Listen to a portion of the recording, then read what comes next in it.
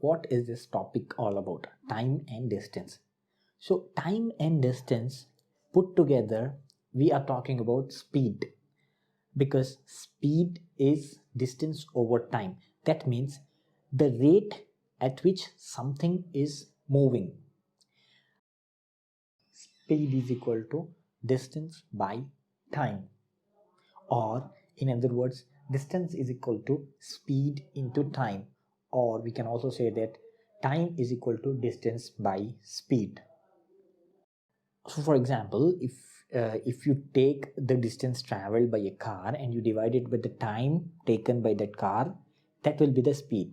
Or if I am walking somewhere and say from my home to some shop which is 100 meters from my home, so if I'm talking that 100 meters in 10 seconds, my speed will be that 100 meters by the time, which is say 10 seconds or 20 seconds, whatever it may be. So basic idea is you need to remember this formula: speed is equals to distance by time, which is the most important aspect.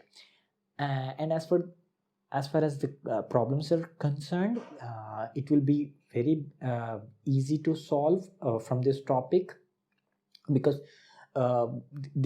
it's basically just this one formula.